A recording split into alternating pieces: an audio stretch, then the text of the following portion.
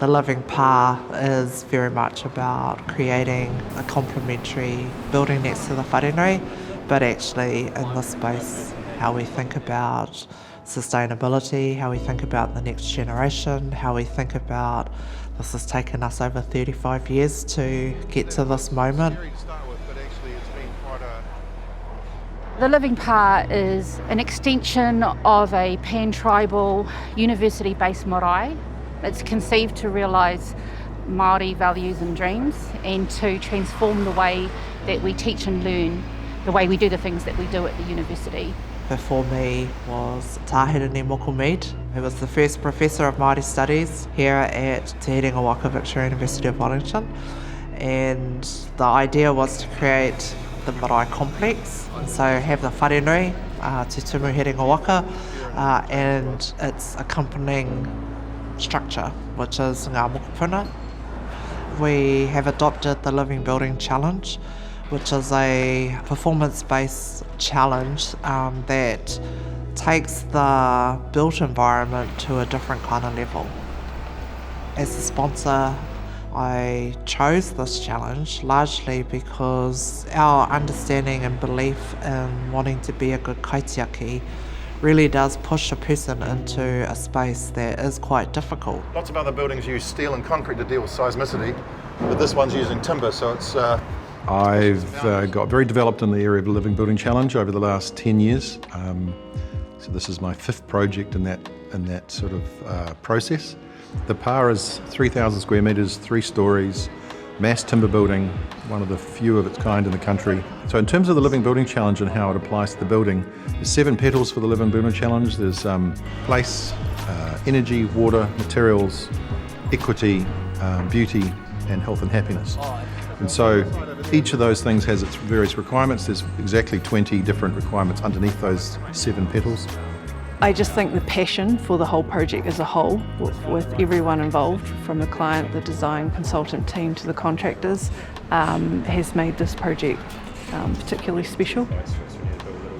It's the client, their endeavours to embrace the Living Building Challenge, the Māori connection to the land and taking all the aspects of Te Ao Māori into it, the timber megastructure.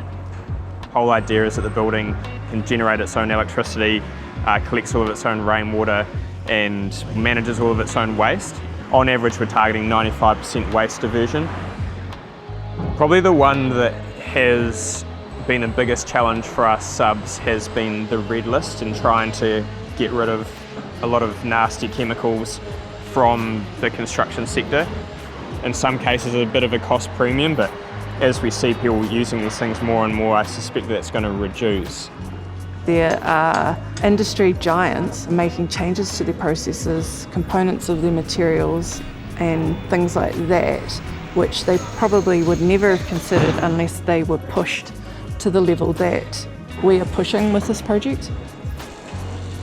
We're doing this project knowing that we operate in an existing market, and so to me that makes sense though that for other Māori developers or Māori communities or other developers looking at this kind of project, that this could be something that they would want to adopt.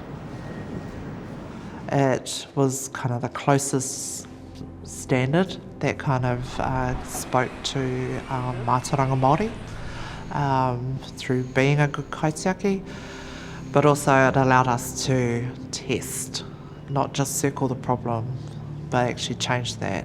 And part of changing those, the way we approach these things is bringing people together.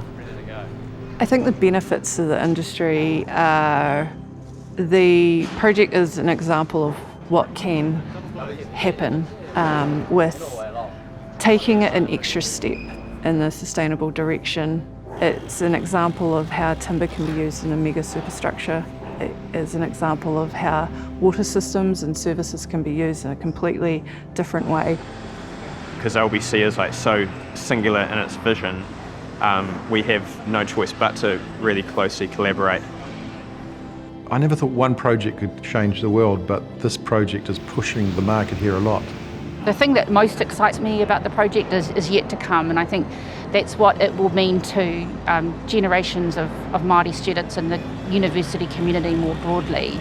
We want to raise the bar, to raise a view of what's possible in design and construction and what it means to be an occupant of a building, to raise a view of what is possible in life and to realise our kaitiaki responsibilities.